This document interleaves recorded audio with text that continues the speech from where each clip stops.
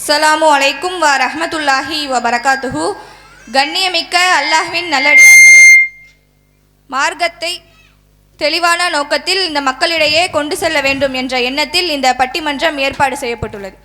இளைஞர்களின் வழிகேட்டிற்கு பெரிதும் காரணம் பெற்றோர்களா சமூகமா என்பது பட்டிமன்றத்தின் தலைப்பாக தேர்வு செய்யப்பட்டுள்ளது. இளைஞர்கள் வழிகெட்டு போக தான் செய்கிறாங்க, சமூகத்தாலும் வழிகெட்டு போகிறாங்க, பெற்றோர்களாலும் வழிகெட்டு போகிறாங்க. இந்த இரண்டுமே குரானில் இருக்குது. அல்லாஹ் தன்னுடைய திருமறை குரானில் சூரத்துல் ஆல் இம்ரானிலே குறிப்பிடுகிறான், வகுந்தும் அலா சஃபா ஹுஃப்ரத்திம் மினன்னார் வான்கதுக்கும் மின்ஹா, நீங்கள் நரகத்தின் விளிம்பில் இருந்தீர்கள், பிறகு அல்லாஹ் அவர்களை காப்பாற்றினேன் என்று சொல்கிறான். யாரை சொல்கிறான்? சஹாபாக்களை தான் சொல்கிறான். சஹாபாக்கள் நரகத்தின் விளிம்பில் இருந்தீர்கள் அப்படின்னு சொல்லிட்டு சொல்கிறான். அந்த நேரத்தில் நபி ஸல்லல்லாஹு அலைஹி வஸல்லம் அவர்களுக்கு 40 வயதில் நபித்துவம் வருது.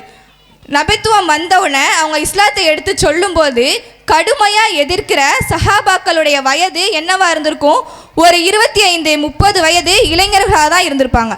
இளைஞர்களாக இருந்த நிலையில தான் இந்த இஸ்லாமிய மார்க்கத்தை ஆரம்பத்தில் கடுமையாக எதிர்த்திருப்பாங்க. இப்படி யாரா இருந்தாலும் வழி தவற வாய்ப்பு அதிகமாக இருக்கக்கூடிய ஒரு பருவம் இந்த இளமை பருவமாக இருக்குது. யாராலும் தன்னுடைய இளமை பருவத்தை நான் எந்த தவறுமே செஞ்சதில்லை, இனிமே நான் எதுவுமே செய்ய மாட்டேன் என்று சவால் விட முடியாது. நபி ஸல்லல்லாஹு அலைஹி வஸல்லம் அவங்க வேணா சொல்லலாம். ஏன்னா ரசூல்லா 40 வயதில் அந்த மக்களிடையே இஸ்லாத்தை எடுத்து சொல்லும்போது அந்த மக்கள் என்ன பண்ணுறாங்க? ஏற்க மறுக்கிறாங்க.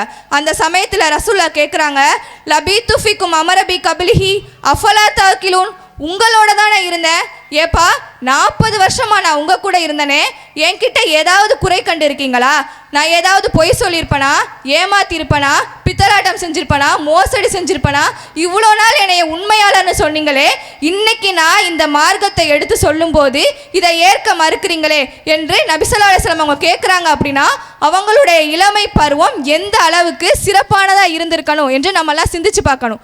இதே கேள்வியை ஒரு கணவன் மனைவியிடத்தில் போய், ஏமா இத்தனை வருஷம் நீ என் கூட வாழ்ந்திருக்கியே, ஏதாவது குறை என்கிட்ட பார்த்துருக்கியான்னு கேட்டால் மனைவியோட பதில் என்னவா இருக்கு? என்ன குறை இல்லை உங்கள்கிட்ட என்று கேட்கக்கூடிய அளவுக்கு இருக்குது. இப்படி இந்த இளமை பருவம் என்பது ஏராளமான தவறுகளை செய்யக்கூடிய ஒரு பருவமாக தான் இருக்குது. இந்த சமூகத்தில் நீ இப்படி தான் செய்யணும், இதை தான் செய்யணும்னு சொல்லிட்டு யாரும் சொல்ல மாட்டாங்க. ஆனால் சில பேர் சொல்லலாம். நண்பர்களை நம்ம எடுத்துக்கிட்டோம் அப்படின்னா, உதாரணத்துக்கு ஒரு கல்லூரி படிக்கக்கூடிய 3 நண்பர்கள் இருக்காங்க. 3 பேரும் அன்னைக்கு கல்லூரி விடுமுறையாக இருக்குது. அந்த ஒரு நண்பர்களில் ஒருத்தன் சொல்கிறான், இன்றைக்கி தான் காலேஜ் லீவில் நம்ம என்ன பண்ணலாம், சினிமாவுக்கு போகலாம் என்று ஒருத்தன் சொல்கிறான். இன்னொருத்தன் சொல்கிறான், வேணாப்பா அப்படியே பீச்சு பார்க்குன்னு போய் ஊரை சுற்றிட்டு வீட்டுக்கு போகலான்னு சொல்கிறான். இன்னொருத்தன் சொல்கிறான், ரெண்டுமே வேணாம், எக்ஸாம் வருதுல படிக்கணும், நம்ம என்ன பண்ணலாம், வீட்டில் போய் படிக்கலான்னு சொல்கிறான். 3 பேர் சேர்ந்து ஒரு முடிவெடுக்கிறாங்க. என்ன முடிவெடுக்கிறாங்க? நம்ம என்ன பண்ணலாம், காசு போட்டு பார்க்கலாம், தலை விழுந்துச்சுன்னா சினிமாவுக்கு போகலாம், பூ விழுந்துச்சுன்னா அப்படியே ஊரை சுற்றிட்டு வீட்டுக்கு போகலாம். ரெண்டுமே விழுகாமல் அந்த காசு நடுவில் நின்றுச்சு அப்படின்னா படிக்க போகலான்னு சொல்கிறாங்க. இது நடக்கிற காரியமா? இப்படி இளமை பருவம் என்பது தவறு செய்ய என்ன வழி என்று யோசிக்கக்கூடிய ஒரு பருவமாக தான் இருக்குது.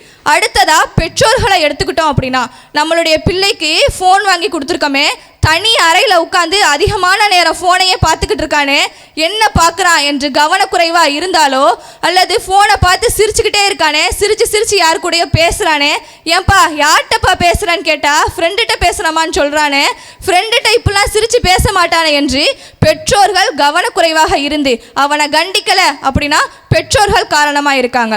பெற்றோர் என்னதான் நல்லது சொல்லி கொடுத்து வளர்த்தாலே, நான் இந்த சமூகத்தில் இருக்கக்கூடிய கூத்து கும்மாள சேட்டன் எல்லாத்தையும் பார்த்து கெட்டு போவேன் என்று சமூகத்தால் கெடுறவங்களும் இருக்காங்க.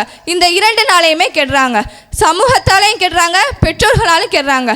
இதில் முதலாவதா இளைஞர்களின் வழிகேட்டிற்கு பெரிதும் காரணம் சமூகம்லாம் இல்லைங்க, பெற்றோர் தான் என்று தன்னுடைய முதல் வாதத்தை எடுத்து வைக்க வருகிறார்கள் சகோதரி ஃபாத்திமா ஃபர்ஹானா அவர்கள்.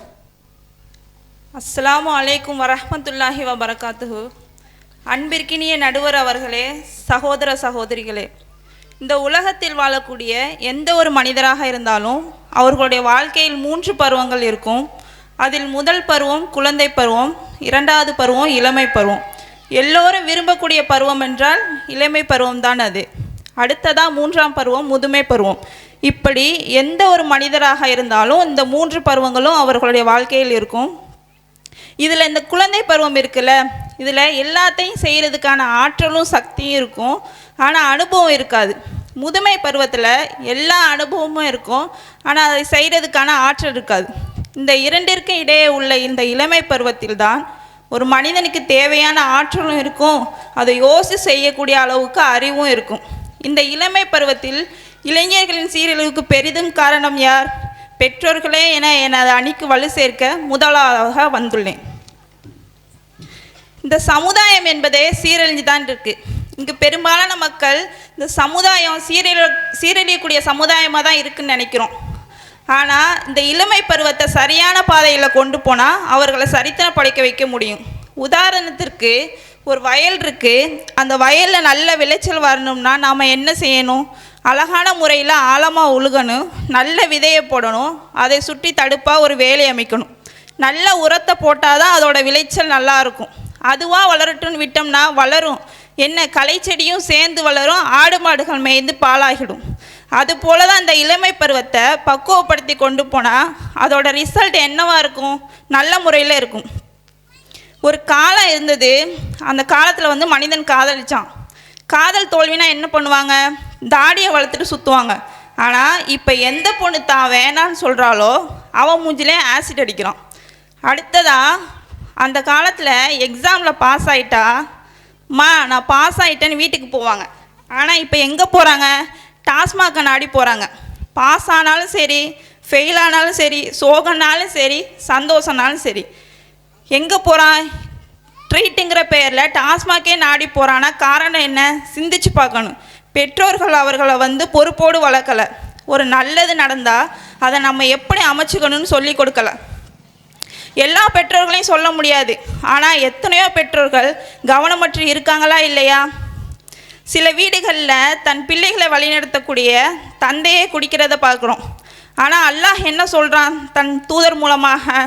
ஒவ்வொருவரும் பொறுப்பாளிகள் தான், தங்களுடைய பொறுப்புகள் பற்றி மறுமையில் விசாரிக்கப்படுவீர்கள்.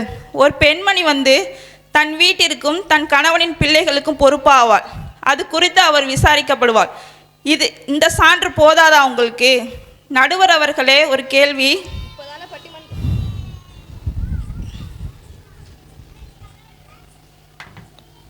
இப்போதானே பட்டிமன்றத்தை ஆரம்பித்தோம், அதுக்குள்ள கேள்வியா? கேளுங்க. ஒரு இளைஞர் வழி தவறி போய் தவறான செயல்களை செஞ்சுட்டு இருந்தா அதுக்கு காரணம் யாரை சொல்லுவாங்க? பெற்றோர்களை தான் சொல்லுவாங்க. பெற்றோர் ஒழுங்கா வளர்க்கலன்னு சொல்லுவாங்க. நடுவர் அவர்களே பட்டிமன்றத்தோட தீர்ப்பையே சொல்லிட்டாங்க.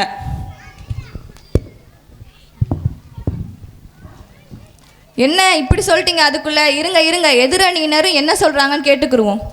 பெற்றோர்கள் சினிமாவையும் சீரியலையும் பார்த்துக்கிட்டு இந்த ஹீரோவை தான் எனக்கு பிடிக்கும், இந்த ஹீரோ நல்லா ஸ்டைலாக இருப்பான், நல்லா நடிப்பான்னு அந்த பிள்ளைங்க முன்னாடியே அந்த ஹீரோவை பற்றி புகழ்ந்து பேசினா அந்த பிள்ளைங்களுக்கு என்ன தோணும்?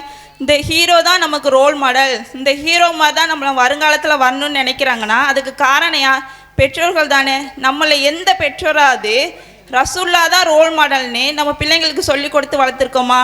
நபி ஸல்லல்லாஹு அலைஹி வஸல்லம் அவர்கள் காலையில் விழிச்சு எழுந்ததுலேருந்து இரவு தூங்குற வரையும் என்னென்ன ஒன்றையும் அழகான முறையில் கற்றுக் கொடுத்துட்டு போயிருக்காங்களே. நம்மளை எந்த பெற்றோராக நம்ம பிள்ளைங்களுக்கு கற்றுக் கொடுத்துருக்கோமா? லக்கது கான லக்கும் ஃபீ ரசூலுல்லாஹி உஸ்வத்துல் ஹசனா, அல்லாஹ்வின் தூதரிடம் அழகிய முன்மாதிரி இருக்கிறது என்று அல்லாஹ் குரானில் சொல்கிறானே. ஆனால் நம்மளுடைய பிள்ளைகள் எப்படி இருக்கிறாங்க? எந்தெந்த ஹீரோக்குள்ளே ரோல் மாடலாக எடுத்துக்கிட்டு அவரை போல தான் நான் வருவேன், அவர் அரசியலுக்கு வரணும், இவர் அரசியலுக்கு வரணும்னு அந்த ஹீரோக்களுக்காகவே அந்த ஹீரோக்களை ரோல் மாடலாக எடுத்துக்கிட்டு அவர்களை போல செய்யக்கூடியவர்களாக இருக்கிறாங்களே. இவங்களை ஆரம்பத்துலேருந்து சொல்லி வளர்க்குற பொறுப்பு யாருக்கு இருக்குது? பெற்றோர்களுக்கு தானே இருக்குது. பிள்ளைகளை வழி தவற விடாமல் தடுக்கிற சாதனமாக யார் இருக்கா? பெற்றோர்கள் தான் இருக்காங்க.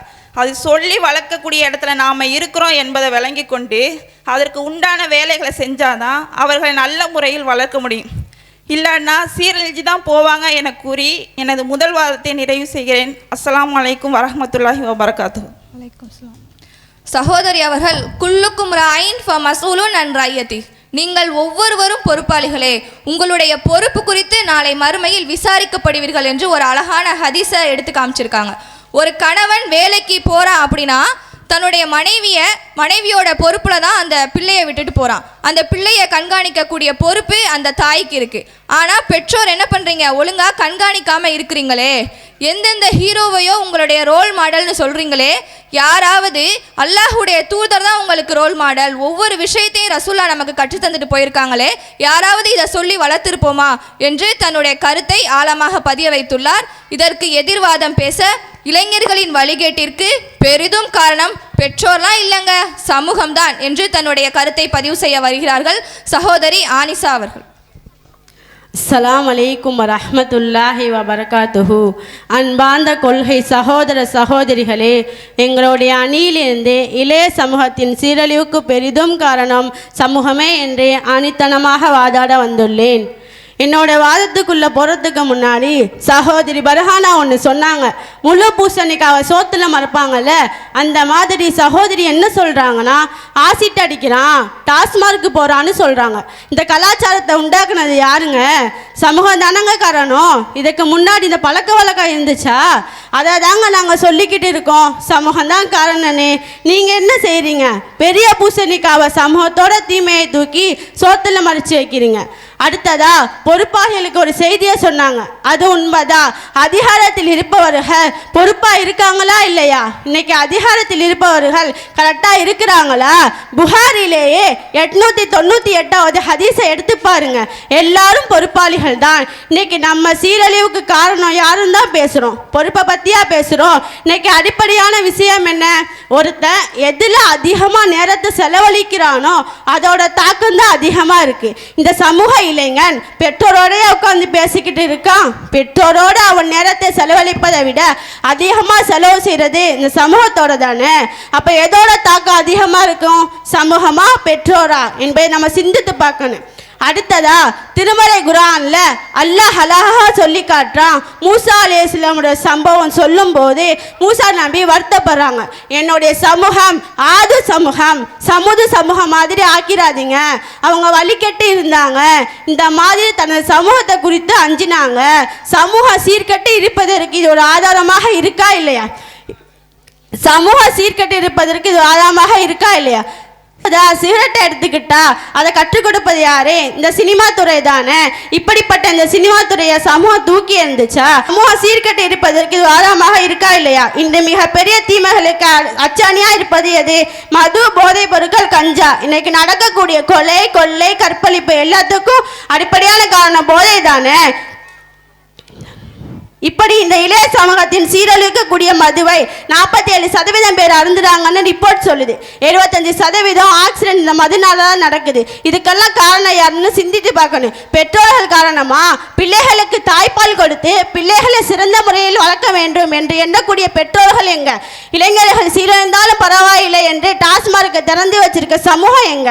யார் பெற்றோர் காரணம் சொல்றீங்களா? நைட்டு பையன் படிக்கிறானா காஃபி போட்டு கொடுப்பாங்க, எந்த பெற்றோராவது சாராயத்தை கலந்து கொடுத்துருக்கீங்களா? அடுத்ததா சிகரெட்டை எடுத்துக்கிட்டா அதை கற்றுக் கொடுப்ப இந்த சினிமா துறை தானே.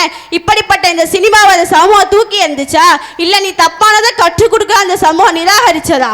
இல்லை, தியேட்டர் வாசலுக்கு முன்னாடி அவங்க காலடிக்கு முன்னாடி போய் கிடக்கிறத மறுக்க முடியுமா?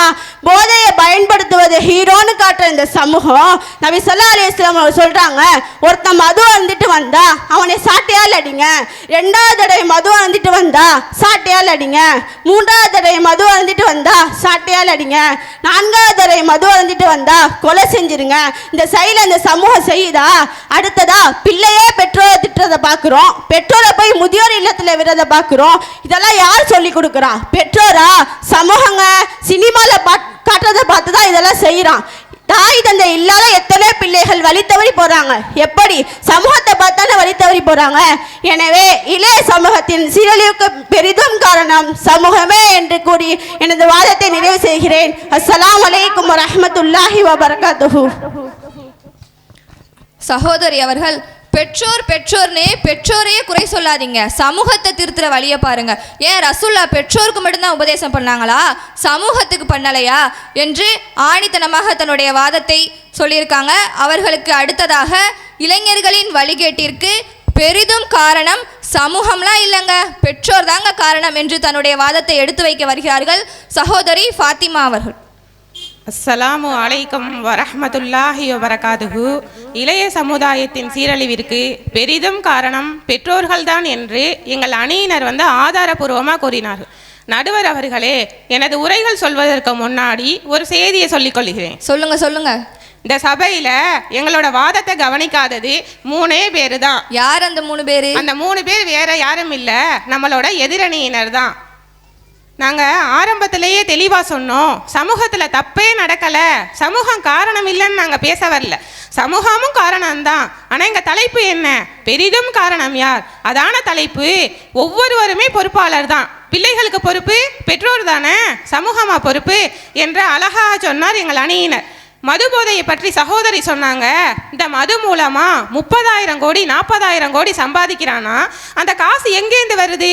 சும்மா வெயில் காலத்துல மோர் பந்தல்ல மோர் ஊத்தி கொடுப்பானே அந்த மாதிரியா தர்றான்? காசை கொடுத்தா தானங்க சரக்கும் தர்றான். அந்த காசை கொடுக்கறது யாரு? பெற்றோர் தான் கொடுக்குறாங்க. பாருங்க, நடுவர் அவர்களே தெளிவா இருக்காங்க. அந்த காசை கொடுக்கறது யாரு? பெற்றோர் தானே. சரி, ஒரு பேச்சுக்கு வேலைக்கு போறவன் சம்பாதிக்கிறவன் தான் குடிக்கிறான்டா, 9வது படிக்க பையன் குடிச்சிக்கிட்டு இருக்கான் நடுவரே. நாம படிக்கிற காலத்துல நமக்கு 1 ரூபா 2 ரூபா தருவாங்க பாக்கெட் மணியா. ஆனா இன்னைக்கு ஒரு புள்ளைக்கு குறைஞ்சது 50 ரூபா, அதுவும் ஒரு நாள் ஸ்கூல் போறதுக்கு மட்டும். அதை விட்டுட்டு எக்ஸ்ட்ரா ஏதாவது நம்ம வேலை பார்த்து கேட்டா அதுக்கு ஒரு 10 ரூபா டிப்ஸ் கொடுக்கணும். இப்படி காசை கொடுத்து கொடுத்து தீமைக்கு வழிவகுக்கிறது யாரு? பெற்றோர்கள் தானே. இதை அடிப்படையிலே கவனிக்காம விடுவதால் தான் நம்ம பொதுவா என்ன நினைக்கிறோம், நம்ம பிள்ளைய நல்ல ஸ்கூல்ல சேர்க்கணும், நல்ல காலேஜில் சேர்க்கணும், நல்லா படிக்க வைக்கணும்னு நினைக்கிறோம். நல்லா படிக்க வச்சிட்டா நம்ம வேலை முடிஞ்சுன்னு நினைக்கிறோம். ஆனால் நமக்கு எவ்வளோ கஷ்டங்கள் துன்பங்கள் இருந்தாலும் நல்லா செலவழித்து படிக்க வச்சிட்டா நம்ம புள்ள ஒரு நல்ல வேலைக்கு போயிடுவான், நல்ல இடத்துக்கு போயிடுவான்னு நினைக்கிறோமே தவிர அவன் ஒரு ஒழுக்கமுள்ள பிள்ளையாக வளர்கிறதுக்கு நம்ம என்ன முயற்சி செஞ்சோம்? சிந்திச்சு பாருங்க. அதனால தான் பிள்ளைகள் தாய் தகப்பனோட காசை பெற்றுக்கொண்டு வழிகேட்டின் பக்கம் போய்கிட்டு இருக்காங்க. அந்த பொறுப்பு யாருக்கு இருக்கு? தாய்க்கும் தகப்பனுக்கும் இருக்கு என்பதையும் நம்ம விளங்கணும். அடுத்ததா சிகரெட்டை வச்சு எடுத்துக்கிட்டோம்டா, இப்போ நீங்க சிகரெட் குடிக்கிறீங்க, அவன்கிட்ட போய் நீ சிகரெட் குடிக்காதன்னு சொன்னா கேட்பானா? நீங்களே குடிக்கிறீங்க, என்கிட்ட என்ன சொல்றீங்கன்னு கேட்பானா? கேட்க மாட்டானா? அப்ப என்ன செய்யணும்? முதல்ல நம்மளை சரி செய்யணும், அதற்கு பிறகுதான் பிள்ளைகளை போய் நம்ம சரி செய்யணும். அடுத்ததா நம்மளோட எதிரணியினர் சொன்னாங்க சினிமாவை வச்சு சீரழிதுன்னு. உண்மைதான், அதை நாங்கள் மறுக்கவே இல்லையே. ஆனால் அதுக்கு ஆரம்பம் யாரு? அம்மா சாயங்காலம் ஆரம்பிச்சிட்டாங்கன்னா டிவி முன்னாடி போய் உட்காந்துருவாங்க. பாக்கிய லட்சுமிலேருந்து சிறகடிக்க ஆசையிலேருந்து இருக்கிற அம்புட்டு சீரியலையும் பார்க்கறது. அப்புறம் வாப்பா வருவாங்க, அவங்க ஷிஃப்ட்டுக்கு உட்காந்து பிக் பாஸ் பார்க்கறது. இப்படி நீங்களே சரியில்லாத போது உங்கள் பிள்ளைகள் சினிமா பார்க்கறது ஒன்றும் ஆச்சரியம் இல்லையே. அடுத்ததா சின்ன வயசு பிள்ளைங்க கூட சினிமா பாடல்களை படிக்கிறதா பார்க்குறோம். அதை பார்த்து பெற்றோர்கள் என்ன சொல்கிறாங்க? என் பிள்ளை எப்படிலாம் படிக்குது பாரு, எப்படிலாம் ஆடுது பாரு அப்படின்ட்டு அதை சந்தோஷப்பட்டு ஊக்குவிக்கிறவங்களா இருக்காங்க. இதே ஒரு மக்தப் மதர்சால ஒரு தர்பியா நிகழ்ச்சியோ ஒரு பயா நிகழ்ச்சியோ நடந்தா அதில் எத்தனை பெற்றோருங்க கலந்துக்கிறாங்க? அந்த பிள்ளைங்கள்ட்ட போய் ஏமா உங்கள் அம்மா வரலன்னு கேட்டா எங்கள் அம்மா வேலையாக இருக்காங்க அப்படின்னு சொல்கிறாங்க. அப்போ பெற்றோர்கள் இதுக்கெல்லாம் பிஸியாக இருப்பாங்க போல. இதே ஒரு ஸ்கூலில் ஆண்டு விழாவாக இருந்தால் அதற்கு எல்லா வேலையும் சீக்கிரம் முடிச்சுட்டு எந்த அளவுக்கு வேகமாக போகிறாங்க. அதை என்ன சொல்லிட்டு போவாங்க? என் பிள்ளை ஸ்கூலில் டான்ஸ் ஆடுறான், அந்த பிள்ளைக்கு டான்ஸுக்கு ட்ரெஸ் எடுத்து கொடுக்கணும் அப்படின்ட்டு அதற்கு முக்கியத்துவம் கொடுத்து அந்த பிள்ளைங்க செய்கிறத ரசிக்கக்கூடியவங்களாக இருக்காங்க. இதே ஒரு மதர்சால ஒரு நிகழ்ச்சினா அதற்கு எந்த அளவுக்கு முக்கியத்துவம் கொடுக்குறாங்க என்பதையும் விளங்கணும். அப்போ என்ன செய்யணும்? பெற்றோர்கள் மார்க்கத்தை நன்கு விளங்கி பிள்ளைகளுக்கு எடுத்து சொல்லணும். பிள்ளைங்களுக்கு எடுத்து சொன்னால் பிள்ளைங்கள் ஏங்க வழி தவறி போகிறாங்க? இறைவன் திருமறையில் ஒரு பிரார்த்தனை சொல்லி காமிக்கிறான். ரப்பனா ஹபுலனா மின் அஸ்வாஜினா வதுர்ரியதினா குர்ரதாயினின் வஜஅல்னாலில் முத்தகீன இமாமா. எங்கள் இறைவா, எங்களுக்கு வழங்கிய இந்த மக்களில் கண் குளிர்ச்சியை ஏற்படுத்துவாயாக, இறையச்சம் கொண்டோருக்கு எங்களை முன்மாதிரியாக ஆக்குவாயாக என்று பிரார்த்தித்தார்களே. அப்படிப்பட்ட முன்மாதிரிகளாக உங்கள் குடும்பத்தார்களுக்கு நீங்களும் ஆக வேண்டும். எனவே இளைய சமுதாயத்தின் சீரழிவிற்கு பெரிதும் காரணம் பெற்றோர்களே என கூறி எனது வாதத்தை நிறைவு செய்கிறேன். அஸ்ஸலாமு அலைக்கும் வரஹ்மத்துல்லாஹி வபரகாத்துஹு. சகோதரி அவர்கள், ஒரு வீட்டில் அத்தாவே சிகரெட் குடிக்கிறாங்க. அத்தா சிகரெட் குடிச்சிட்டு பிள்ளை இடத்துல போய் என்ன சொல்லுவாங்க? ஏப்பா சிகரெட்லாம் குடிக்கக்கூடாது அப்படின்னு சொன்னால் அந்த பிள்ளை என்ன சொல்லு, நீனே குடிக்கிற, என்கிட்ட வந்து நீ என்ன சொல்கிறேன்னு சொல்லிட்டு திருப்பிட்டு கேட்கும்ல. ஒரு பிள்ளை காலையில் ஸ்கூல் விட்டு வந்து சாயங்காலம் உட்காந்து டிவி பார்க்குது அப்படின்னா அம்மா என்ன சொல்லுவாங்க, ஸ்கூல் விட்டு வந்ததுலேருந்து ஒரே டிவி தான் பார்த்துட்டு இருக்கா, போய் படி அப்படின்னு சொல்லிட்டு ரிமோட்டை வாங்கி அந்த தாய் உட்காந்து டிவி பார்க்கக்கூடியதை பார்க்குறோம். இப்படி நீங்களே சரியில்லாமல் இருக்கீங்களே, அடிப்படையே தவறாக இருக்கே. மார்க்க விஷயம் அப்படின்னா ஒரு பயான் நிகழ்ச்சினா அதை அலட்சியப்படுத்தக்கூடியவங்களா இருக்கீங்களே. ஆனால் பள்ளிக்கூடத்தில் ஏதாவது ஒரு நிகழ்ச்சி, ஆண்டு விழா அப்படின்னா அதுக்கு வந்து முக்கியத்துவம் கொடுக்கக்கூடியவங்களா இருக்கீங்களே. இப்படி நீங்களே மார்க்கத்தை அலட்சியம் செய்யக்கூடியவங்களா இருந்துக்கிட்டு பிள்ளைங்களை சரி பண்ணால் எப்படி சரி பண்ண முடியும்? நீங்கள் முதல்ல சரியாகணும், அடிப்படையை முதல்ல சரி பண்ணுங்க என்று தன்னுடைய கருத்தை ஆக்ரோஷமாக கூறியிருக்காங்க. அடுத்ததாக அவர்களுக்கு எதிர்வாதம் வைக்க பெற்றோர்லாம் காரணம் இல்லைங்க, சமூகம்தான் என்று வராங்க சகோதரி முபினா அவர்கள். வாங்க. அஸ்ஸலாமு அலைக்கும் வரஹ்மத்துல்லாஹி வபரகாத்துஹு. இளைய சமுதாயத்தின் சீரழிவுக்கு பெரிதும் காரணம் சமூகமே என்று ஆணித்தனமாக வாதிட வந்துள்ளேன். நடுவர் அவர்களே இருக்கீங்களா? இருக்கேன், சொல்லுங்க. எதிரடி சொல்கிறாங்க, இங்கே இருக்கிறவங்கள 3 பேருக்கு மட்டும் எதுவும் கேட்கலையாம். நடுவரே, ஒரு பழமொழி சொல்லுவாங்க, கேட்குறவன் கேனையனா இருந்தா கேப்பையிலையும் நெய் வடியுமா. கேப்பையில நெய் வடியுமா? இது என்ன சகோதரி புதுசா சொல்றாங்க? சரி, என்ன சொல்றாங்கன்னு கேட்போம். இவங்க 4 செவத்துக்குள்ளேயே தான் பேசிக்கிட்டு இருக்காங்க. வந்திருக்க எல்லாரும் பெற்றோர்கள் 3 பேரும் முடிவு பண்ணிக்கிறங்க, வீட்டுக்கு போகணுமா வேணாமான்னு. நாங்கள் சமூகத்துக்காக சமூக அக்கறையோடு சமூக சிந்தனைக்கு தான் பேச வந்திருக்கோம். பூனை கண்ணை மூடிட்டா உலகமே இருட்டுன்னு நினைக்குமா. நாங்களும் அடிப்படையை தானே குறித்து பேசுகிறோம். பெற்றோர்களை எப்படி பிள்ளைகளை நல்ல முறையில் வளர்க்க வேண்டுமோ அதே போல சமூகமும் சீரான சமூகமாக இருந்தால்தான் வளர்க்க முடியும். பெற்றோர்கள் தான் காசு கொடுக்குறாங்கன்னு சொல்கிறாங்களே எதிரணி சகோதரி, ஏன் இளைஞர்கள் சம்பாதிக்கலையா? பெற்றோர்களுக்கு தெரியாமல் அவங்க சொல்கிறதையும் கேட்காம சமூகத்தில் வழி தவறி தான் போகிறாங்க. பெற்றோர்கள் பிள்ளைகளை மதரசாக்கு அனுப்ப தான் செய்கிறாங்க. ஆனால் சமூகத்தில் இருக்கிறவங்க என்ன சொல்கிறாங்க, வெளியூர் ஸ்கூலில் சேர்த்து படிக்க வைன்னு சொல்லி சரியாக இருக்கிறவங்களையும் இந்த சமூகம் தான் வழி கெடுக்குது. இப்போ என்ன சொல்ல வர்றாங்கன்னா, புக்கில் கட்டம் முறது, காதம் முறது, வாயம் முறதுன்னு 3 குரங்கு இருக்கும். அந்த மாதிரி டிவியில் கெட்டது எதுவும் பார்த்தா கண்ணை முடிக்க, கெட்ட வார்த்தை எதுவும் கேட்டால் காதம் முடிக்க, கெட்டது எதுவும் பேசினா வாயை முடிக்க நான் சொல்ல முடியும். சமூகத்தில் அவ்வளோமே திறந்து விடப்பட்டுள்ளது. இன்றைக்கு இளைஞர்கள் சீரழிவுக்கு பெரிதும் காரணம் காதல்னு ஒன்று இருக்குது. இன்று அந்த காதலை காமமாகவும் மாற்றிவிட்டார்கள். அல்லாஹ் தகரபு சினா, விபச்சாரத்தின் பக்கம் கூட நெருங்காதீர்கள் என்று அல்லாஹ் தன் திருமறையிலே சொல்கிறானே. இன்று காதலை காமமாக மாற்றிவிட்டார்கள். காதல் தினம்னு ஒன்று இருக்குது, சில நாட்களுக்கு முன்னாடி தான் போணுச்சு. இதை உருவாக்குனது யாரு? பெற்றோர்களா? அந்த காதலை உச்சக்கட்ட போதையாகவும் மாற்றிவிட்டார்கள். அந்த தினத்தில் ஏராளமான கலாச்சார சீர்கேடு நடக்குது. இதை ஊக்குவிக்கிறது யாரு? பெற்றோர்களா? இல்லை ஆதரிக்கிறது தான் பெற்றோர்களா? ஏம்மா பிப்ரவரி 14 வருது, உன் லவ்வருக்கு ரோசாப்பு கொடுத்தியானே எந்த பெற்றோராவது கேட்பாங்களா? விளக்கமாற எடுன்னு சொல்கிறாங்களா இல்லையா? அடுத்ததாக சினிமா, அதான் எல்லா முசீபத்துக்கும் காரணம். பள்ளிக்கூட கதை, கல்லூரி கதையை காட்டுறாங்க. அதில் தோழனும் தோழியும் காதலிக்கிறார்கள். பெற்றோர்கள் என்ன, நம்ம குடும்பம் நல்ல ஒழுக்கமான குடும்பம், நல்ல பையனை பார்த்து காதலிச்சிட்டு வாமா நான் சொல்கிறேன், கண்கொத்தி பாம்பாக தான் கண்காணிக்கிறோம். சினிமாவிலே எப்படி லெட்டர் கொடுக்கலாம், எப்படி ஃபாலோ பண்ணலான்னு அனைத்தும் திறந்த வெளியிலே இருக்குது. டிவியை போட்டு பெற்றோராக பாரு இதான் லவ்னு சொல்லி கொடுக்குறாங்க. சரி, ஒரு வீட்டில் டிவியே இல்லைன்னு வச்சுப்போம், அந்த பிள்ளைக்கு லவ் பண்ண தெரியாதா? சமூகம் சீரழிஞ்சு போய் கிடக்குங்க. அடுத்து நட்பு இருக்க நண்பன்னு ஒருத்தன் வருவான், மச்சான் பாருடா உன்னை தான் பார்க்குறா, பாடுறா பாடுறான்னு தூண்டி விடுறது யாரு? அந்த அடிப்படையை தான் நாங்கள் தவறுன்னு சொல்கிறோம். பெற்றோராக எல்லாம் கற்றுக் கொடுக்குறாங்க. சினிமா பாடல் வாயிலாக நண்பர்கள் சுற்றியுள்ள இந்த சமுதாயத்தை பார்த்து தான் கெட்டு போகிறான். எனவே பெற்றோர்கள் கவனமாக இருந்தாலும் சமூகம்தான் இளைய சமுதாயத்தின் சீரழிவுக்கு பெரிதும் காரணம் என கூறி என் வாதத்தை நிறைவு செய்கிறேன். அஸ்ஸலாமு அலைக்கும் வரஹ்மத்துல்லாஹி வபரகாத்துஹு.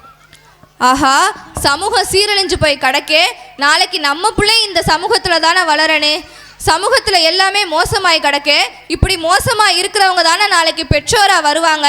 நம்ம பிள்ளை இதில் நல்லா வளர்த்து விட்டாலே இந்த சமூகத்தில் போய் கெட்டு போயிருமே என்று நடைமுறை கருத்தை பதிவு செஞ்சு வச்சுருக்காங்க. அடுத்ததாக இளைய சமுதாயத்தின் சீரழிவுக்கு பெரிதும் காரணம் பெற்றோர்தான் என்று தன்னுடைய கருத்தை பதிவு செய்ய வராங்க சகோதரி நூருல் ஹிபா அவர்கள். அஸ்ஸலாமு அலைக்கும் வரஹ்மத்துல்லாஹி வபரகாத்துஹு. நடுவர் அவர்களே, தாயை போல பிள்ளை நூலை போல சேலைன்னு ஒரு பழமொழி ஒன்று சொல்லுவாங்க. அது எதுக்காக சொல்கிறாங்க அப்படின்னா, ஒரு தாய் தன்னுடைய பிள்ளையை எப்படி வளர்க்குறாங்களோ அதுபோல தான் அந்த பிள்ளை வளரும்.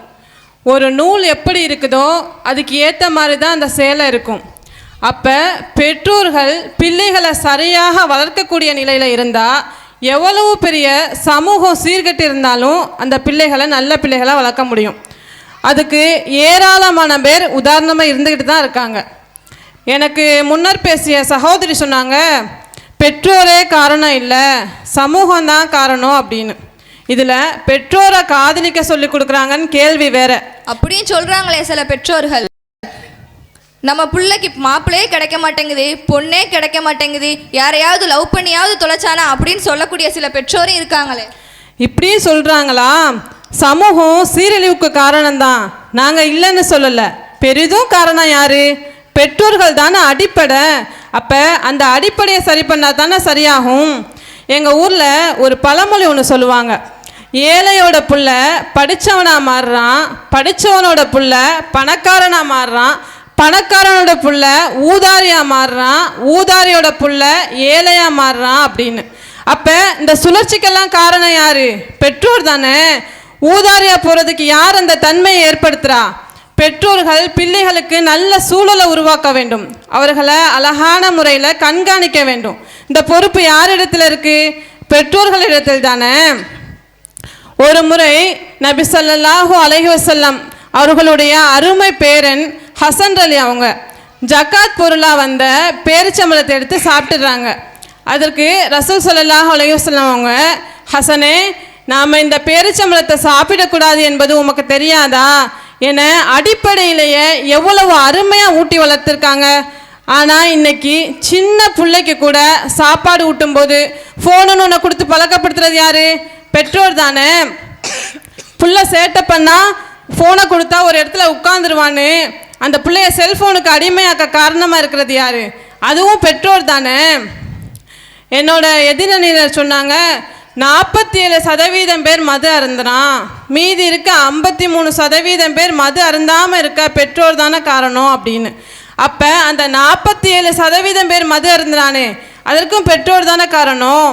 பெற்றோர்கள் தங்களுடைய பிள்ளைகளை கண்குத்தி பாம்பாக கண்காணிச்சா அந்த பிள்ளை தவறான வழியில் போகுமா?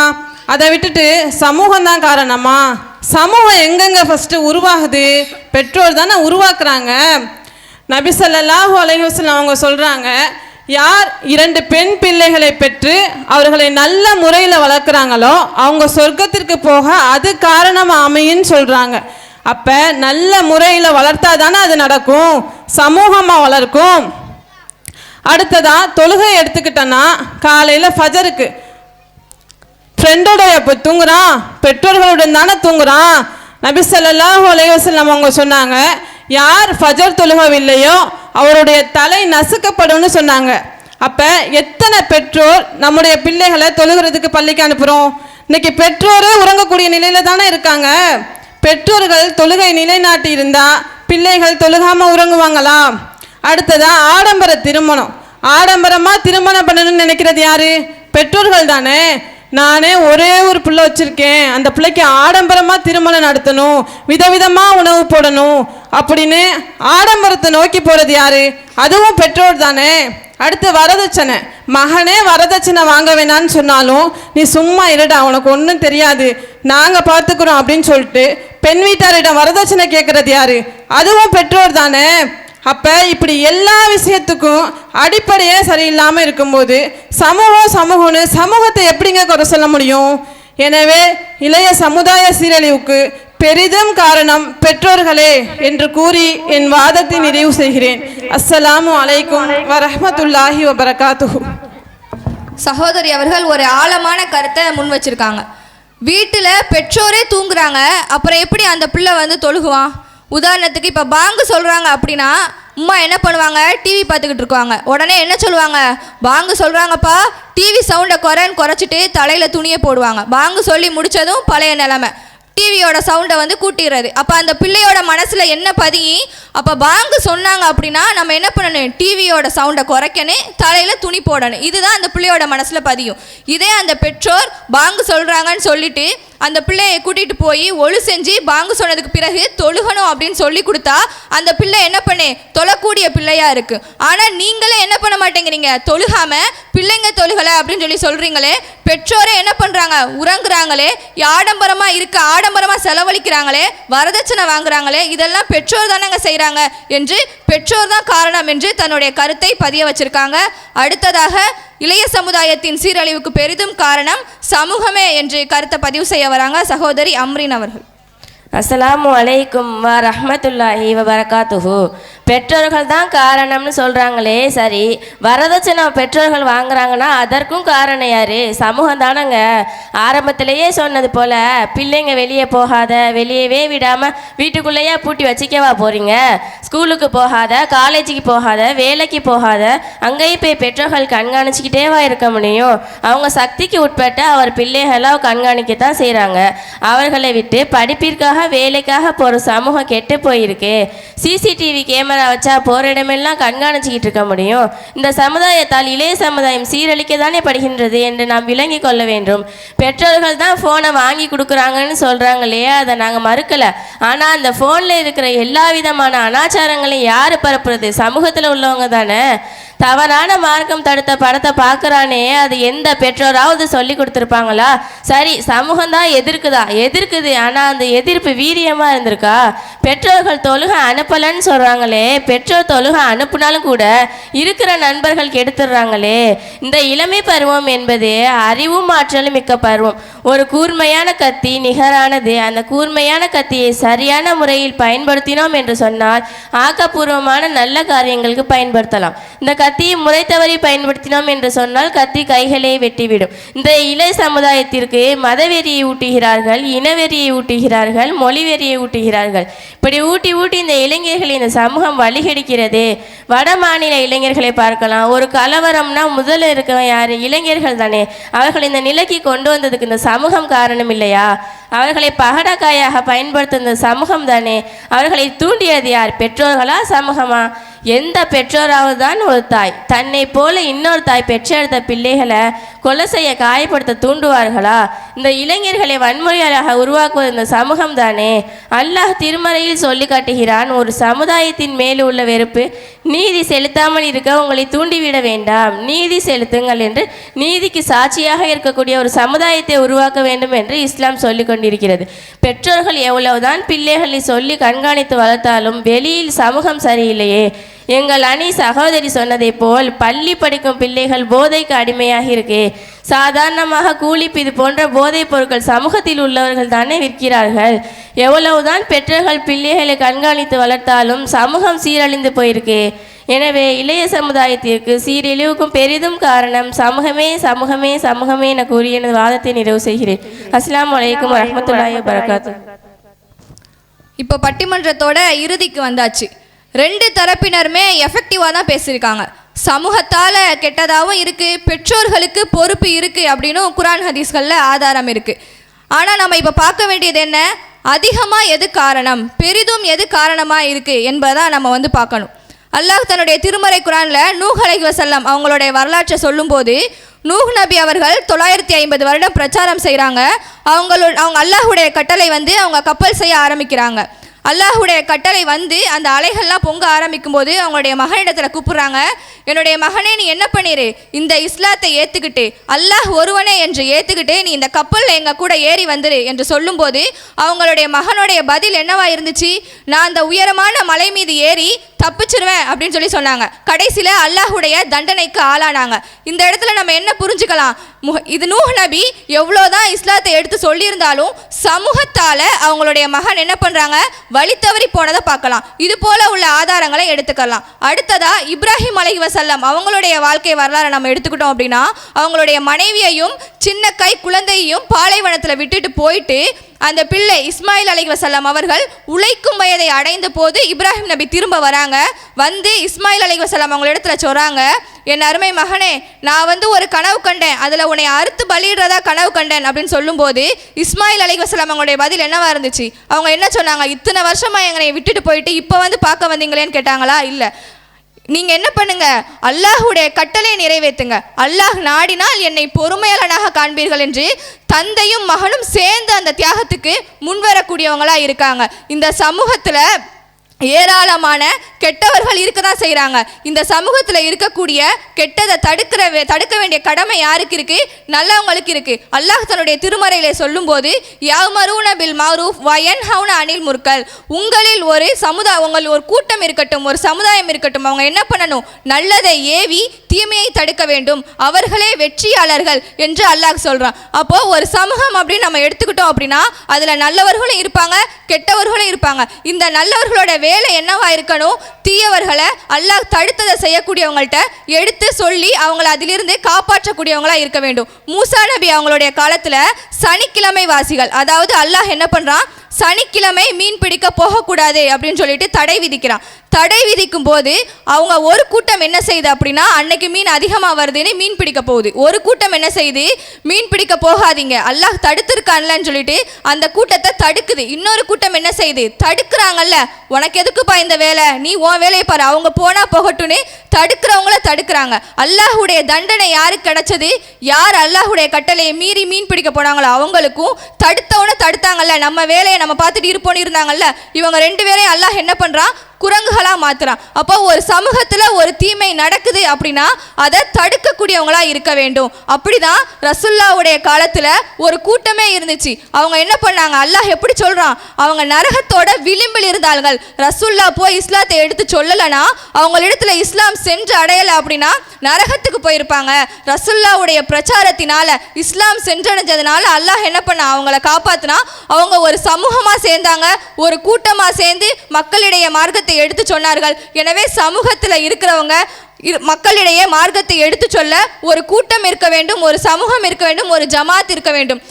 அந்த சமூகத்தில் இருக்கக்கூடிய நல்லவர்கள் பிறர் சமூகத்துடைய தீமைகளால கெட்டுவிடக்கூடாது என்ற அக்கறை அந்த சமூகத்தில் இருக்கக்கூடியவங்களுக்கு இருக்க வேண்டும். நிறைய உதாரணங்களை சொன்னாங்க.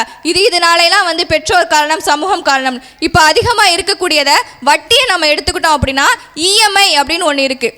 இதை அந்த சமூகத்தில் இருக்கக்கூடியவங்க என்ன சொல்கிறாங்க, 0% இஎம்ஐன்னு சொல்லிட்டு, இது என்னது இல்லை, உங்களுக்கு வட்டி இல்லை, நீங்கள் என்ன பண்ணிக்கலாம், என்ன பொருள் வேணால் வாங்கிக்கலாம்னு சொன்னோன்னே மக்கள் என்ன பண்ணுறாங்க, ஒரு ஆசையில் எல்லா பொருட்களையும் இஎம்ஐயில் வாங்கி வச்சிடுறாங்க. இதை வாங்கினா ஆனால் இது என்னது ஒரு வகையான வட்டியாக தான் இருக்குது. இதை சமூகம் தான் மக்களிடையே கொண்டு வருது அப்படின்னா இதை விளங்கின எவ்வளவோ பிரச்சாரங்கள் செய்கிறாங்க. இதை விளங்கின பெற்றோர் என்ன பண்ணுறாங்கன்னா அந்த வட்டியை வாங்கக்கூடியவங்களா, லோனை வாங்கக்கூடியவங்களா இருக்காங்க. இப்படி ஒரு விஷயத்தில் ரெண்டு பேருமே காரணமாக இருக்காங்க. இதே போல் சமூகத்தில் ஒரு இளைஞன் தீமை செய்கிறான், ஏதாவது ஒரு தவறு செய்கிறான் அப்படின்னா அதை போய் ஒருத்தவங்க எடுத்து சொன்னாங்க அப்படின்னா அந்த தாய்மார்கள் எப்படி கேட்குறாங்க, என் பிள்ளை எப்படி நீ கண்டுக்க போச்சு, என் பிள்ளை இப்படிலாம் செய்யவே மாட்டானே என்று பெற்றோர்களும் அலட்சியமாக இருக்கிறத பார்க்குறோம். அல்லாஹ் திருமறை குர்ஆன்ல கூ அன்ஃபுஸக்கும் வ அஹ்லிக்கும் நாரா, உங்களையும் உங்கள் குடும்பத்தாரையும் நரக நெருப்பை விட்டு பாதுகாத்துக் கொள்ளுங்கள் என்று ஒவ்வொரு பெற்றோருக்கும் அல்லாஹ் என்ன பண்ணுறான், கட்டளையிடுறான். நீங்கள் என்ன பண்ணுங்க, உங்களையும் உங்களுடைய பெற்றோரையும் நீங்கள் என்ன பண்ணுங்கன்னா பாதுகாத்துக் கொள்ளுங்கள்னு சொல்லும்போது, ஆனால் நம்ம எப்படி இருக்கோம், அலட்சியமாக இருக்கக்கூடியது பார்க்குறோம். நம்ம பிள்ளை என்ன பண்ணுது, என்ன பண்ணாலும் அதை கண்டுக்கிறாம கவனக்குறைவாக இருக்கக்கூடிய எத்தனையோ பெற்றோர்களை பார்க்குறோம். லுக்மான் அப்படின்னு சொல்லிட்டு அல்லாஹ் ஒரு நல்லடியாரை சொல்கிறான்.